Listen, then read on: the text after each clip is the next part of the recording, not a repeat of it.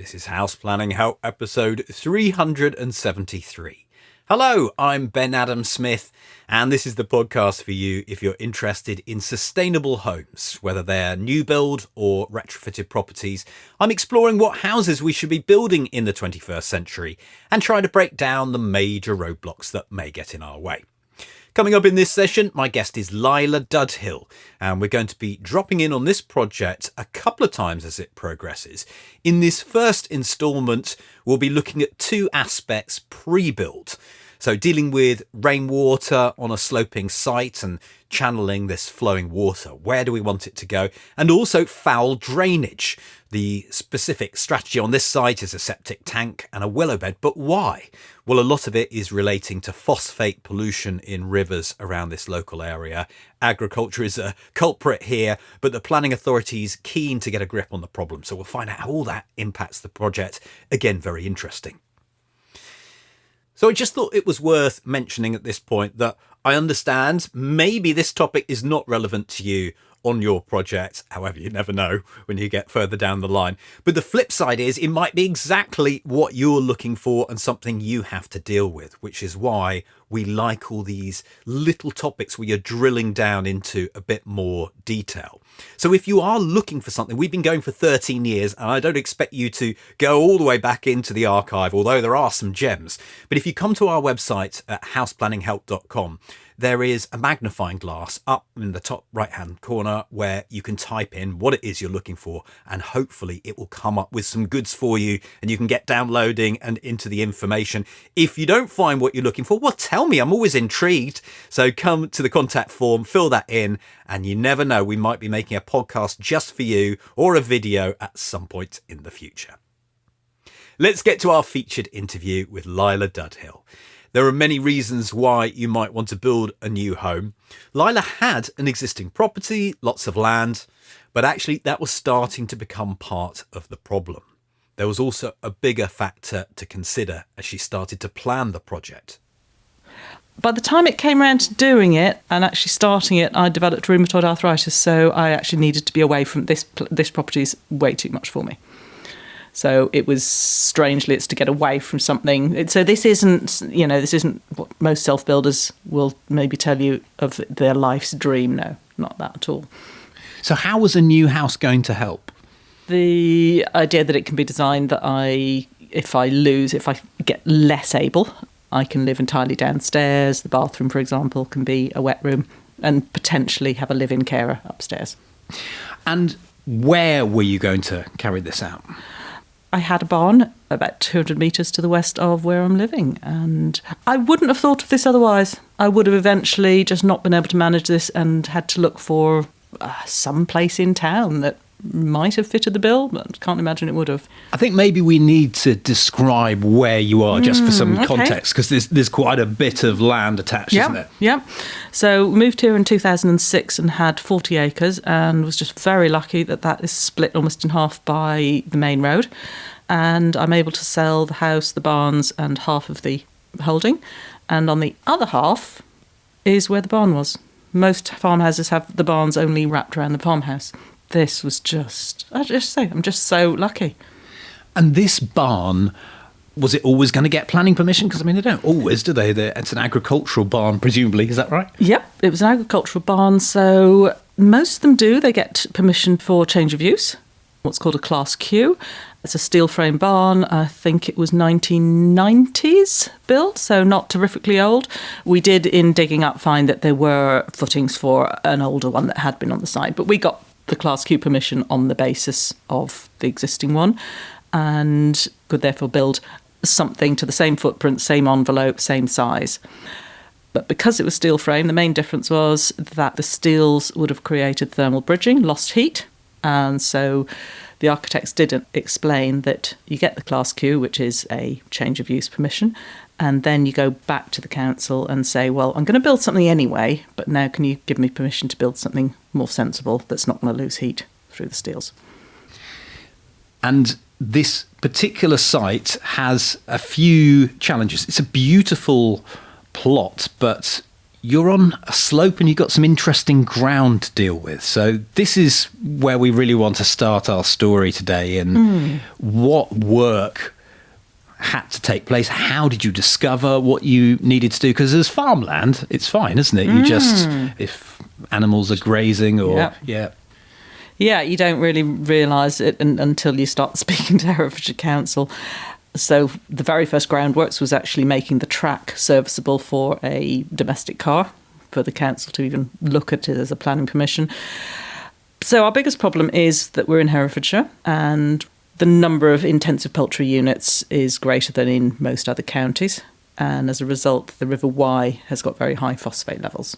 So Herefordshire Council are understandably very sensitive about any more phosphates coming from foul drainage from new properties. But there's obviously going to be a lot less from a small site like this than a huge chicken farm. But yeah, you have to jump through the hoops. So what does that mean then for your particular site? You had to show that you were offsetting the phosphates.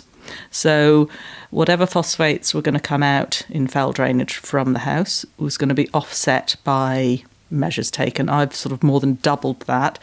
The main foul drainage strategy is a willow bed, a septic tank, which is unusual these days. Most people are putting in biodiscs, which cleans the effluent up much better. If I put one of those, actually the willow would starve to death. So we got permission for a septic tank going to a willow bed. They're very happy with that. Taking agriculture off the ground gives you a phosphate credit of a certain amount. Planting, would you believe, fruit trees, particularly walnut trees. So I'm planting a couple of walnut trees. That offsets a certain amount of phosphates. So you just add and add and add. So I got permission on the basis of the willow bed, but in learning what else negates the phosphates that agriculture generally is adding to the land, intensive poultry units in particular, but agriculture generally, I just felt like, and again, just I'm in a fairly privileged position and could do it, I just felt like doing more. Did you have any surveys of the site? Okay, so topographical surveys were done, drainage studies were done. A company came out and dug a lot of holes in the ground. They're called percolation tests, I think. You pour water in and see how quickly or how slowly it drains away. Makes sense, yep. And on the clay field, it didn't drain away at all. So clay is above you? Yeah, so clay's above me, and in any case, actually, the areas that they were doing, and I would have had to pump the effluent uphill to it as well, where they were thinking that could go, what they called, I think, just a spreader field or a drainage field that your septic tank goes to. But no, that wouldn't drain. So if it doesn't drain, it sits on the surface, and then the danger is that runoff off the surface contains phosphates, and that's going to the watercourse. So I do have, in fact, I think it's called a dry valley, which is dry in the summer, but when you do have rain, the water does flow through it. There's a pond, you might have noticed just as we went in through the gateway. I don't think I did. That is a pre-existing pond. That's on Ordnance Survey maps, so we knew we had water flow through our area. And is that naturally where water would pool to, that pond? Yes. Locally, they refer to it as this was probably on a drover's route. There's a little stone wall just by the entrance gate that was considered, everyone locally has always called it the pound, and I think animals were probably kept in there overnight before being either taken down to market in Kington or carried on the drover's routes down to London. So I really, really love the history of that. So the pond and the pound. We have springs issuing from within the wood. We have springs all over this area, Kingswood. And your site, you've seen and witnessed how it behaves over a number of years, which must be an advantage. Had you ever had any difficulty around the barn? Not until last winter. And I say that we were here 2006, so I can't say ever, but certainly in our time here, I hadn't had a problem until last winter, and then it was repeated again this. So why? Is that just freak weather? Yeah, heavier weather events, heavier rainfall. Do you have any flood surveys or anything like that, or is that all kept within the drainage reports and so forth? There was mention of it in the planning, and this wasn't a flood zone. And I think I can still say that because it wasn't flooding, it's never flooded, it's flowing water. which I suppose is different to, I think, flood zones are where you've got a house and it might actually rise, but because there's a gradient, right. It will flow I'm not using past. the right terminology, Yes, am I? Yes, it'll flow past. But no, you're quite right, because we did have to have a flood, But there was no risk of that. Flood risk had to be looked at, and there was no risk because it wouldn't rise around the building. So explain to me what happens. So it rains, and this is all rain that we're dealing with. Yep. What happens with all of that water? Where does it go? And are you sufficiently comfortable that when you build your timber frame house, you're never going to get water seeping into the structure?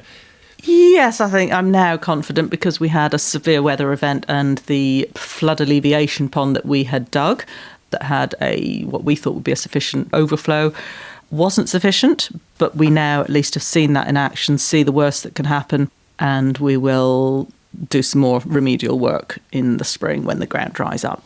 And in any case, it overtopped and it didn't flood the house. It's just flowing past the front of it. And is this more or less building another pond? Is it specially lined, or what do you need to think about? So the original pond, it was because we're on clay. So the downside of the drainage is that we're on clay. The upside is when you're digging a pond, you don't need a liner. It's beautiful, it's clay. And once a couple of years' time, get some vegetation in it. So effectively, I want a wetland. I want to have as biodiverse as possible, a sort of 12-point-something acres that I've retained with it. Also tree planting. I put in, over the whole holding, 1,000 trees about 12 years ago, and then another 5,000 trees, all mixed species, about 27 different species, broadleaf, native, as diverse as possible, and that will really help as well. So when you planted these trees a decade or so back, like you mentioned, have you noticed anything different in how the water drains away on that, or not so much? Well, those were planted on areas that didn't have a problem draining. They were on areas that had originally been woodland, and back in, I don't know when, again, my agricultural history isn't brilliant, portions of the woodland had been grubbed up and turned to pasture, as agriculture was just expanding, long before I was born.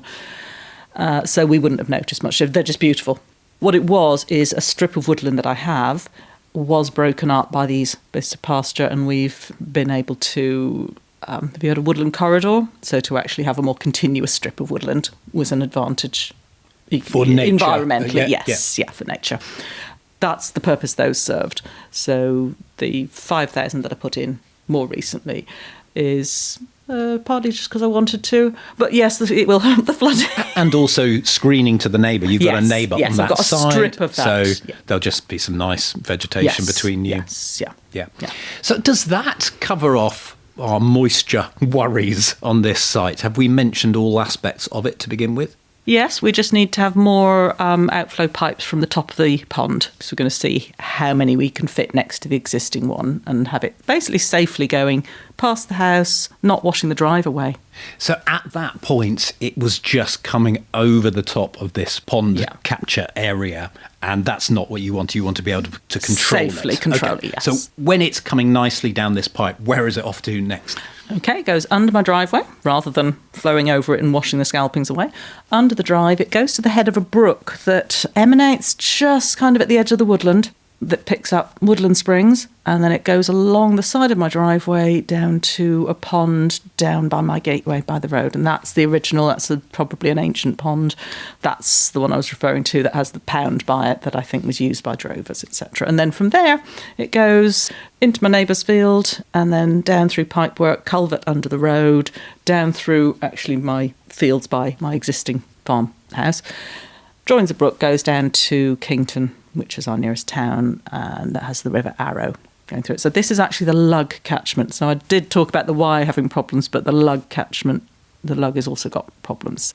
So because we've got that much water, effectively we've got a watercourse, all the more reason why the phosphates being discharged by the house in its foul drainage are a problem. Because if any of that leaked out in any way, it's potentially getting into a watercourse. So this is going into the sewage, or it's not, it's just stopping? From the house, all my sewage goes into a septic tank. That septic tank goes into a willow bed. This is a zero discharge. So it's you dig it like a pond, you line it so nothing can escape into the surrounding soil and therefore into the surrounding water. It's nice we've done it this way round because I've explained we've got this flowing water that goes down to the river. Now I'm talking about what the council does not want. Well, I was just going to bring this back to planning permission. So this is why they're worried about it, because they want to know you can deal with this. Yeah, this is why I think for quite a few years there's been a moratorium on planning permissions, I understand, in Herefordshire. There was talk when I was doing this that there was phosphate credits that house developers could buy. So I think Herefordshire Council were going to be developing 3 wetlands. They would cost money to develop, and they'd be beautiful sort of nature reserves, I suppose. That money was going to be funded by house builders. So house builders could buy their phosphate credits, and that money would go to, and this was offsetting, like carbon offsetting, we're all familiar with that. Basically, this didn't come on stream soon enough for me, and in any case, I would have been at the bottom of the list. So I'm effectively doing my own. And this all sounds pretty significant. I've seen the work that you've done on site. So how much is this costing, or is it just has it gradually been, oh no, there's another thing to pay here or another thing that we've got to do? So there's a design of it first, or, because this is at planning permission stage as well. Yeah. Financially, it's incredibly expensive. It's more than anyone could possibly. Yeah, it's probably not very realistic to. Yeah. It's probably a good test case. It was really interesting to be done, and I'm been a fortunate enough position to be able to do it. So, as I say, this lined willow bed, you then backfill it with the soil, plant it with willow, and that willow, you're saying, what happens to the water from your foul drainage? By transpiring, the plants evaporate the liquid and the nutrients they use to grow. I've coined a phrase, I'm going to grow a crop from my crap. Do you like it? I think it's good. You've got to have phrases like that. Make it catchy in the podcast. And the willow has to be coppiced, half of it or a third of it every year.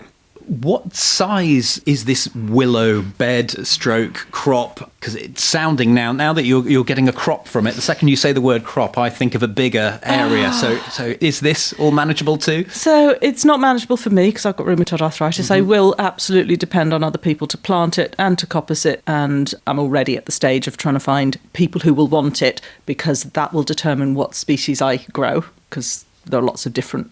Some people call it different species, some people call it different varieties. There are different types of willow, and I'm trying to determine at this stage what people want. So I go planting that, and how do they want it? I've already established I need to plant it closer together than I thought, so it grows nice and tall and willowy, pardon the pun, so it's more usable for the end product. So I'm trying to do as much research at this stage.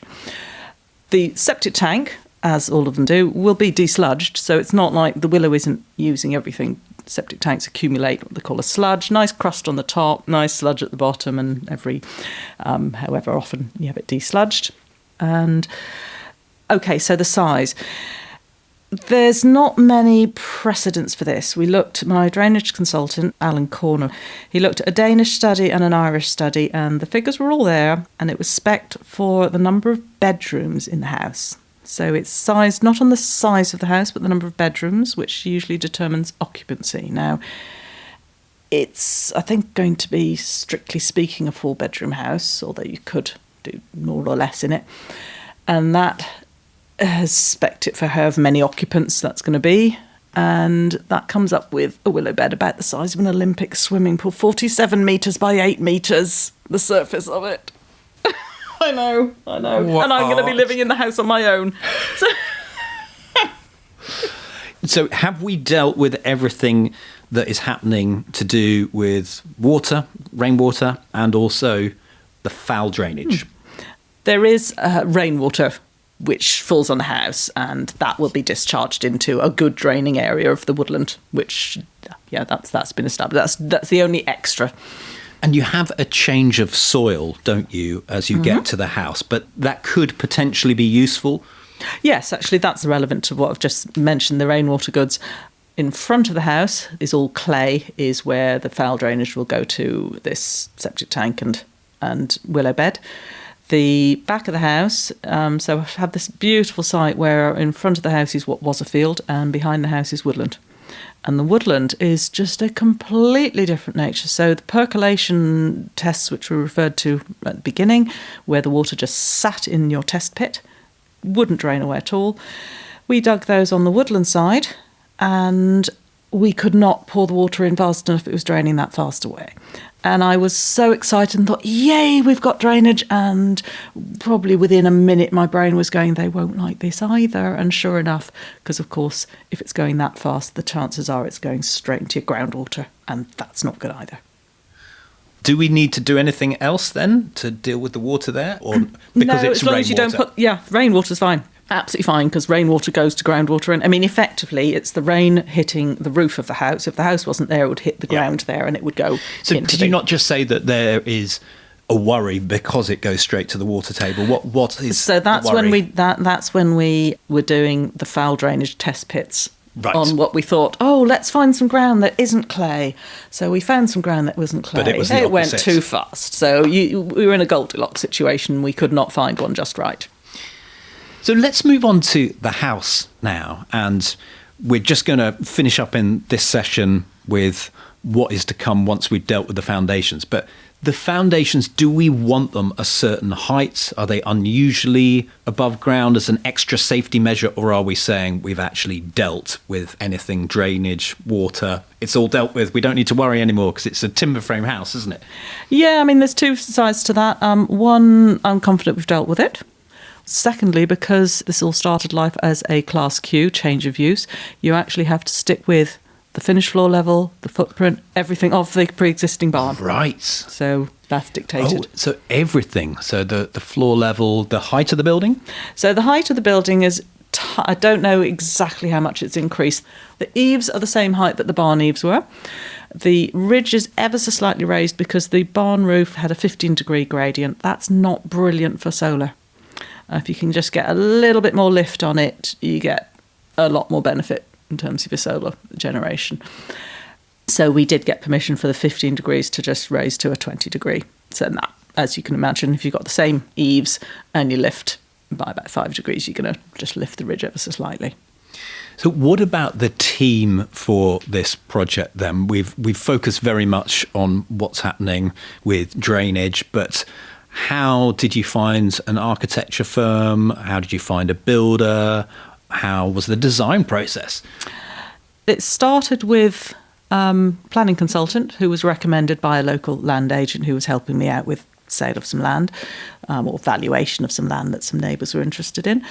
He just gave me a name and a number, and then that chap was fantastic. He guided me all through the planning application process, and he put me in touch with a groundworks guy, and it's just a real, what do you call that, organic?